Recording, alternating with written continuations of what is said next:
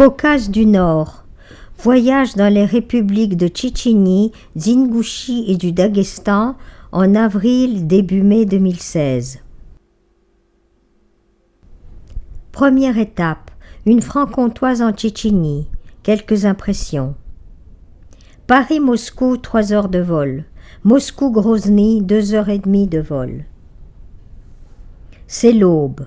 Au loin se profilent les 4 minarets de la mosquée de Grozny et aussi de grands bâtiments modernes. En effet, Ramzan Kadyrov demande à Poutine beaucoup d'argent pour reconstruire la République autonome de Tchétchénie dont il est le président, ce en quoi il est apprécié par les Tchétchènes. Les Russes les jalousent.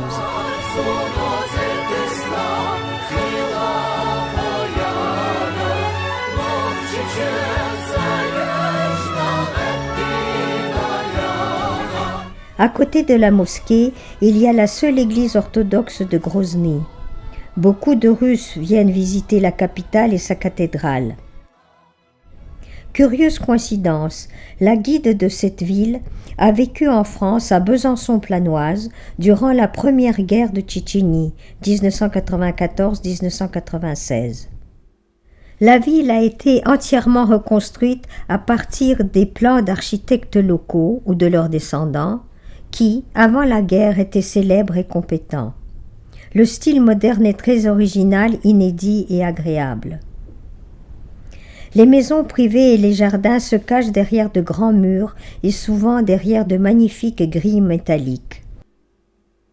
Les jardins sont cultivés. Les pierres du cimetière, qui avaient servi à daller les routes, ont été remises en place.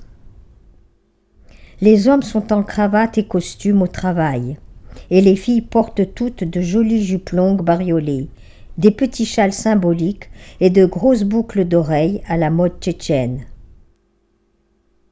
Rares sont les jupes courtes dans ce pays musulman, sunnite à tendance soufiste, où tous et tout mon entourage pratiquent la prière 5 fois par jour. Les gens ont l'air calmes et sages. On ne sent pas du tout que ce fut il y a peu de temps un pays en guerre. Les Tchétchènes sont plus souriants que les Russes. Avec Kaïfa, directrice de la chaire de français de l'université de Grozny, nous allons au marché. On peut y acheter du kvass, de la vaisselle, des poissons, des épices ou du pain en galette. Tout est très coloré et frais. Samedi, je suis invitée à un mariage dans la petite ville de Chali, à 1 heure de voiture au sud de Grozny. Les jeunes dansent la lezginka et les plus âgés commentent et contemplent.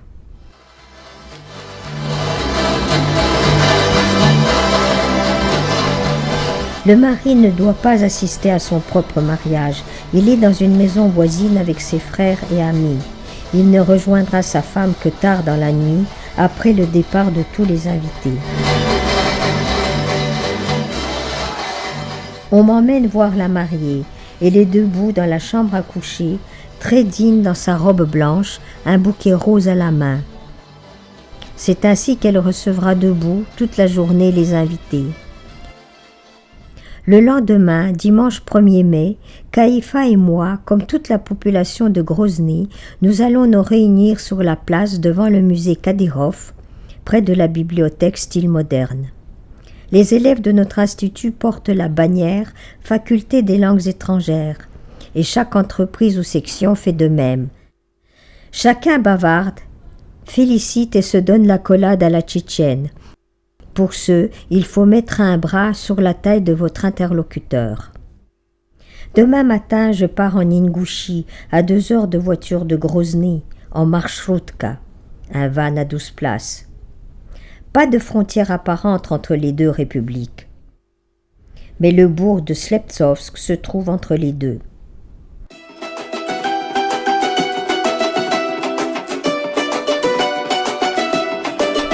L'Ingouchie, toute petite république de 3600 km², dont une partie se trouve dans les montagnes du Caucase du Nord, est l'un des plus jeunes sujets de la Fédération de Russie, car séparée de la Tchétchénie en juin 1992.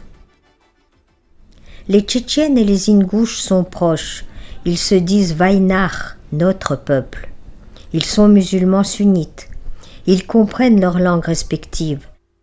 Magas est la capitale de l'Ingouchie depuis 2002. Elle fut fondée en 1995. Magas, en ingouche, veut dire ville du soleil. Elle se repeuple actuellement. C'est comme une ville nouvelle au centre de laquelle se trouve un bâtiment imposant, surmonté d'une coupole dorée, celui de la résidence du président de la République, Younous Bek Evkurovoun.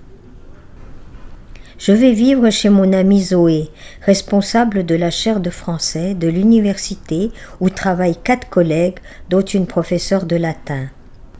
Je séjournerai donc à Nazran, l'ex-capitale, où se trouve la belle et grande maison de Zoé. Son fils cadet vit avec sa mère, sa femme et leurs 4 enfants. Cela met de la gaieté dans la maison. Sa fille, elle, est intégrée à la famille de son mari, qui est propriétaire d'un spacieux magasin, à la fois librairie et magasin de souvenirs. Le mari n'aura jamais le droit de rencontrer sa belle-mère, selon les règles et sages modes de vie ingouches.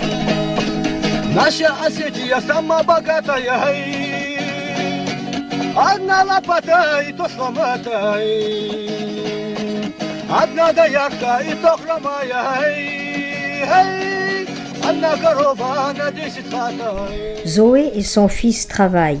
Sa belle-fille cuisine des plats délicieux et bien présentés, s'occupe des enfants et de toute la maisonnée. Zoé, femme digne et racée, est vraiment le chef de famille. C'est elle qui fait les courses et décide des menus. On comprend qu'elle fasse partie du clan des bien-nés, comme le mari de sa fille d'ailleurs. Sur les armoiries des ingouches sont représentés le soleil et un oiseau aux ailes déployées. Il porte sur son dos une tour. Ces fameuses tours qui servirent d'habitation au peuple des montagnes du Caucase, Tchétchènes, Swan de Géorgie, ingouches, ossètes. Elles sont fascinantes.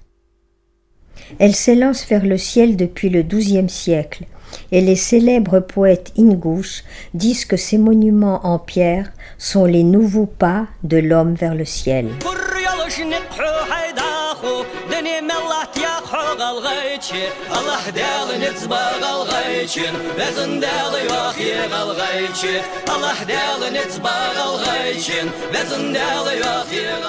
Nous sommes partis rendre visite à une école en montagne où, au miracle, la seule langue étrangère est le français. L'accueil est très chaleureux. Le repas de 14 heures délicieux et plus que copieux. Les produits alentours sont sans produits chimiques, bien sûr. À l'école, les élèves sont ravis. Ils jouent pour nous une petite pièce de théâtre en français intitulée Marie Stuart. Puis tout le monde danse la lizginka.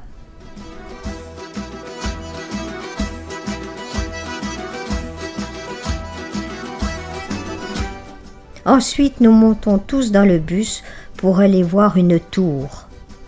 Elle appartient à un tape, un clan, une famille, qui restaure sa tour à ses propres frais et fait apparaître sur la pierre les armoiries des ancêtres. C'est ainsi que procèdent les descendants des valeureux ingouches pour faire revivre le passé. Autrefois, ces tours étaient à la fois des tours d'habitation et de combat. On regarde à l'intérieur. Il y a 3 étages.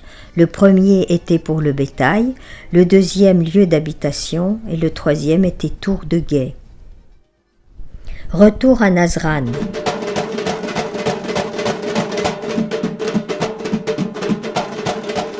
Le lendemain, nous visitons en famille la ville, le vieux moulin. Nous passons près de l'hôtel où sont réfugiés momentanément des Ukrainiens. Et nous nous arrêtons devant l'ensemble des monuments mémorials dédiés entre autres aux victimes des déportations.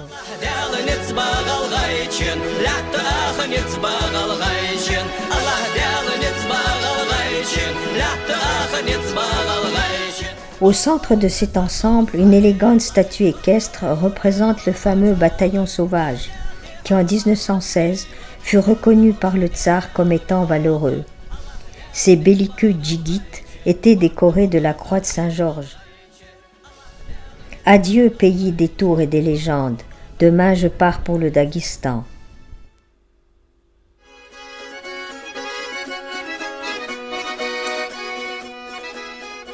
Début mai 2016. Je quitte l'Ingouchie en autobus, je traverse la Tchétchénie d'ouest en est et j'arrive au bout de 4 heures à Makhatchkala, capitale de la République du Daghestan. Chaleur douce, mer et montagne. Il y a 5 villes importantes au Daghestan, dont Makhatchkala, la capitale, Kaspisk au bord de la mer Caspienne et Derbent, ville séculaire. Mourad est venu me chercher à Makhatchkala et m'emmène à Kaspisk où il habite et enseigne dans une jolie école secondaire, l'école numéro 8. Ici, les femmes ne portent pas la jupe longue comme en Tchétchénie. Les coutumes ancestrales sont beaucoup moins apparentes. Les gens ont l'air très cool. Ils parlent des langues différentes, 50 langues paraît-il, qui correspondent aux vallées profondes des montagnes où ils habitent, mais le russe est la langue qui les unit. Le directeur de l'école a donné 1 semaine de congé à Mourad afin qu'il puisse m'accompagner. Nous allons visiter au nord-est du Daghestan le canyon du fleuve Soulak qui se jette dans la Caspienne. Nous ne sommes pas au Colorado, mais dans le Caucase, et ce canyon grandiose n'est pas connu des étrangers. Chacun a emmené de la nourriture pour faire la fête sur le bateau et surtout de la viande de mouton et de bœuf pour le chachlik. La guide nous raconte. C'est aussi une réserve d'eau retenue par une centrale hydroélectrique, longueur 40 km, profondeur 1300. Soudain, le bateau s'arrête dans une crique profonde. Autour de nous, des rochers bizarrement découpés, gris, marron, noirs. Plus loin, à gauche, une crique verte. Nous sortons du bateau pour faire quelques pas, et les garçons ramènent de loin, de là-haut, des fleurs d'églantine très parfumées. Nous remontons dans le bateau et nous mangeons encore. L'alcool agit, les plaisanteries fusent, on parle en daguestanais et non plus en russe. Dans ce canyon, durant la guerre de Tchétchénie, il y avait beaucoup de loups, ils se réfugiaient ici. Pour eux, pas de problème pour franchir les frontières. Le lendemain, avec Mourad, nous partons dans le village de Gounib, à 1800 mètres dans les montagnes, lieu où se réfugia Chamil en 1859 pour échapper aux troupes tsaristes qui le poursuivaient et qui finirent par le vaincre. Gounib est un lieu de pèlerinage car Chamil était le héros de la résistance au Caucase. Et c'est également un lieu de villégiature. On y trouve un jardin botanique avec des bouleaux particuliers à écorce grise et non pas blanche, et des pins aux bourgeons spéciaux avec lesquels on soigne les 150 enfants tuberculeux du sanatorium voisin. En effet, l'air est vif et enivrant. Je suis dans les montagnes du Caucase. Je les sens, je les respire, je les vis. Le lendemain, nous partons à Derbent, ville au sud de Kaspisk, au bord de la mer Caspienne. Derbent date de 2000 ans avant Jésus-Christ. La ville a le charme de l'ancien.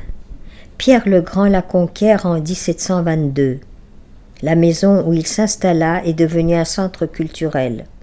À Derbent, il y a des églises arméniennes, orthodoxes, des synagogues et la mosquée la plus ancienne de Russie. Le mélange des populations est évident. Les petites rues bordées d'arbres ont un attrait particulier. Ici, on vend le fameux artisanat du Daghestan. Tapis, objets d'orfèvrerie de Koubachi, costumes des différents clans du pays, vases, poteries et couteaux décorés. Nous visitons la fameuse forteresse sassanide, tombée aux mains des musulmans en 643. L'étonnant mur de la forteresse part des montagnes et plonge dans la mer. On peut voir à l'intérieur une des premières églises chrétiennes, 330 après Jésus-Christ. un espace cruciforme transformé ensuite par les Arabes en réserve d'eau. Le lendemain, je quitte le Daghestan gai et ensoleillé, ses marchés colorés, ses restaurants aux terrasses agréables qui donnent sur la mer Caspienne et ses musées. L'immeuble où vit Mourad est à 5 minutes de la mer. Il aime vivre ici et ne voudrait pas vivre ailleurs. Merci à Mourad qui m'a fait aimer le Daghestan. À peine visible entre les pays alentours, tu vis, ayant connu chagrins et peines. Tu vis, au pied des montagnes éternelles.